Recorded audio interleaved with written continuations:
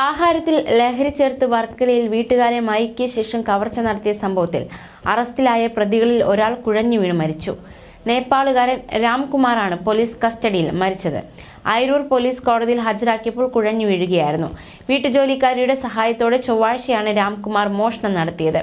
വീട്ടുകാർക്ക് ആഹാരത്തിൽ ലഹരി നൽകി മയക്കി കിടത്തിയായിരുന്നു കവർച്ച. അയിരൂരിനടുത്ത് ഹരിഹരപുരത്ത് താമസിക്കുന്ന ശ്രീദേവി അമ്മയുടെ വീട്ടിലായിരുന്നു കവർച്ച. ശ്രീദേവി അമ്മയും മകന്റെ ഭാര്യയായ ദീപയും ഹോം നഴ്സായ സിന്ധുവുമാണ് വീട്ടിലുള്ളത്. വീട്ടുജോലിക്കാരിയായ 28-കാരി സോഹില ചപ്പാത്തിയിലും കുറുമക്കറിയിലും ലഹരി ചേർത്ത് നൽകി മയക്കിയായിരുന്നു മോഷണം ആസൂത്രണം ചെയ്തത്.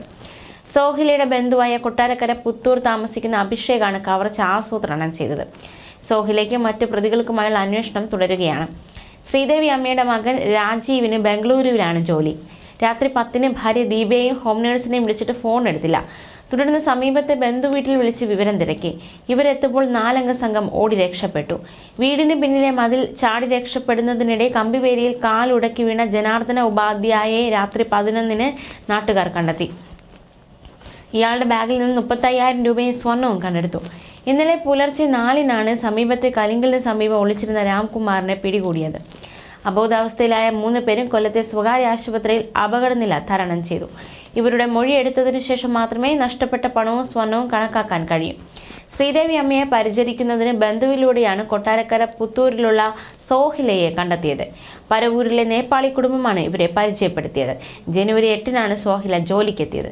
തുടർന്ന് കഴിഞ്ഞ ദിവസം വീട്ടുകാരെ മയക്കിയ ശേഷം കൂട്ടാളികളെ വിളിക്കുകയായിരുന്നു.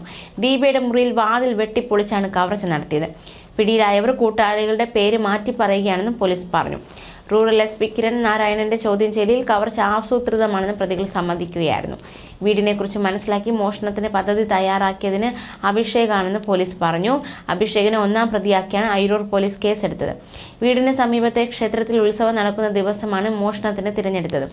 ചൊവ്വാഴ്ച രാവിലെ മുതൽ പ്രതികൾ പ്രദേശത്ത് ചുറ്റിത്തിരിഞ്ഞ് കാര്യങ്ങൾ മനസ്സിലാക്കിയിരുന്നു. കടയിൽ നിന്ന് ചായ കുടിക്കുകയും മൊബൈൽ ഫോൺ ചാർജർ ആവശ്യപ്പെടുകയും ചെയ്തു. ഉത്സവവുമായി ബന്ധപ്പെട്ട് എത്തിയതാകാമെന്നാണ് നാട്ടുകാർ കരുതിയത്.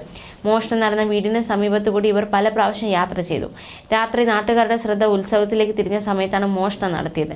ലഹരി മരുന്ന് നൽകി അവശരാക്കിയ ശേഷം നേപ്പാൾ സ്വദേശികളെ വീട്ടുജോലിക്കാരി വിളിച്ചു വരുത്തിയ ശേഷമായിരുന്നു കവർച്ചയെന്ന് പോലീസ് പറഞ്ഞു. വീട്ടുകാരെ നന്നായി നിരീക്ഷിച്ച ശേഷമാണ് സോഹില കവർച്ച ആസൂത്രണം ചെയ്തതെന്ന് പോലീസ് പറഞ്ഞു.